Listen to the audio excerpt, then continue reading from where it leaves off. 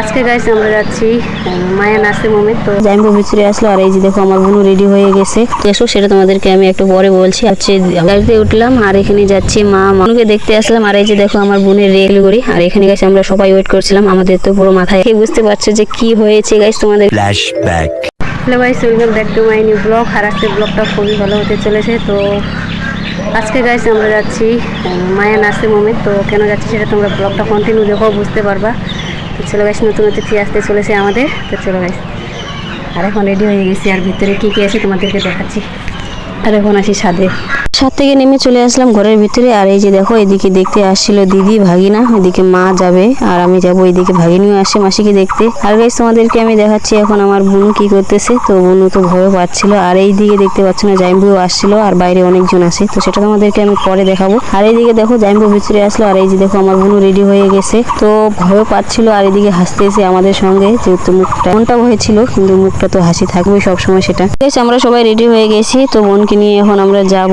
আর এদিকে গাড়িটাও চলে আসছিল আর এখানে দেখো সবাইকে প্রণাম করছিল। এখানে অনেকজন দেখতেও আসছিল বোনুকে। আর গাইস আমরা কেন যাচ্ছি সেটা তোমরা দেখেই বুঝে গেছো, সেটা তোমাদেরকে আমি একটু পরে বলছি। আর এইদিকে দেখতে পাচ্ছ এখানে সবাইকে বোনু প্রণাম করছিল, এদিকে ঠাকুরকে প্রণাম করে দিল। এদিকে এইটা হচ্ছে আমার বোনের ঠাম্মা। সবাইকে টাটা দিয়ে এখন আমরা গাড়িতে উঠলাম আর এখানে যাচ্ছি মা হয় আমি আরো অনেকজন যাচ্ছিল গাইস। এটা আমার বাবা। বোনুর মনটা ভয়ে কেমন হয়ে আছে সেটা দেখেই বুঝতে পারছি। আর আমাদের তো যেতেই হবে মন খারাপ থাকলেও। তো গাইস আমরা চলে আসলাম, বোনুকে ভিতরে নিয়ে গেল আর আমরা বাইরে বসেছিলাম। তো গাইস অনেকক্ষণ পরে আমি ভিতরে গেলাম বোনুকে দেখতে। তার আগে আমাকে বাইরে থাকতে বললো। আর গাইস ভিতরে দেখো অনেক বসারও জায়গা আছে এখানে, বাইরে তো বসার জায়গা নেই। তো চলো গাইস, তো গাইস আমি বোনুকে দেখতে আসলাম। আর এই যে দেখো আমার বোনের রিয়েকশন এখানে পোজ দিচ্ছিল, মনে তো ভয় সেটা দেখেই বুঝতে পারছিলাম। আর গাইস এখানে রিপোর্ট, আমি যদি ডাক্তার হতাম তাহলে এগুলো রিপোর্ট বুঝতে পারতাম, কিন্তু এখন বুঝি না। আর আমার পেছনে ওটা হচ্ছে আমার মা হয়। বোনুর সঙ্গে দেখা করে বাইরে আসলাম। আর এখানে গাইস আমার মাকে দেখতে পাচ্ছ, তার হাতে কি দেখতে পাচ্ছ গাইস, পান সুপারি। আর মা হয়ে আর মা যখন থেকে আসছে গাইস শুধু পান সুপারি খেয়ে যাচ্ছিল। মানে ওদের টেনশন থাকলে না মাথায় শুধু পান সুপারি খায়। আর এদিকে এটা হচ্ছে ভাই, মানে আমি দাদা বলি, ওদের টেনশন, ওরা চুপচাপ বসে আছে। এদিকে মা আর মা মিলে শুধু সুপারি খাচ্ছিল। তারপরে গাইস আমি আর ব্লগটা কন্টিনিউ করতে পারিনি। আর এখন সন্ধ্যা হয়ে গেছে, ব্লগটা স্টার্ট করলাম প্রায় 6টা-7টা বাজে মনে হয়। আর এইদিকে দেখতে পাচ্ছ সবাই আমরা গাইস সারাদিন বসে না বোর হয়ে গেছি। দেখো আমার রিয়েকশন,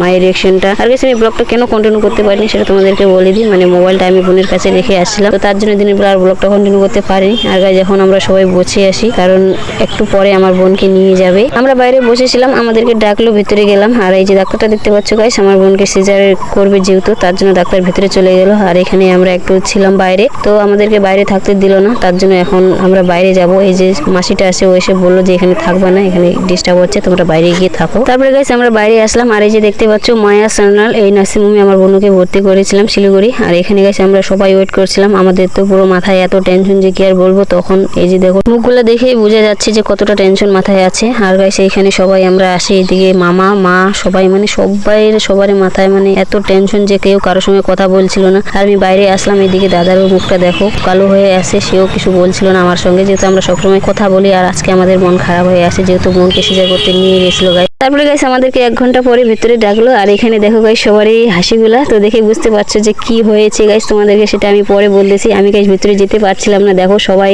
আগেই যাচ্ছিল, মানে সবাই বড় এগুলো আমাদের, তো যাচ্ছিল বেশও, তাহলে অনেকজন আছে এখানে। মায়ের খুব হ্যাপি হয়ে আছে। আর গাইস আমি তোমাদেরকে বলে দিই, আমার ভাগ্নি হয়েছে। এই যে দেখতে পাচ্ছ আমি ভাগ্নির সামনে চলে আসছি গাইস। সব মানে এত ভালো লাগছিল দেখে যে কি আর বলবো, আমার যেহেতু ইচ্ছে ভাগ্নির, তো সত্যি আমাদের ভাগ্নি হয়েছে গাইস। আর গাইস এদিকে সবাই দেখে এত হাসি খুশি যে কি আর বলবো। এদিকে আমার বাবাও খুব খুশি হয়েছিল।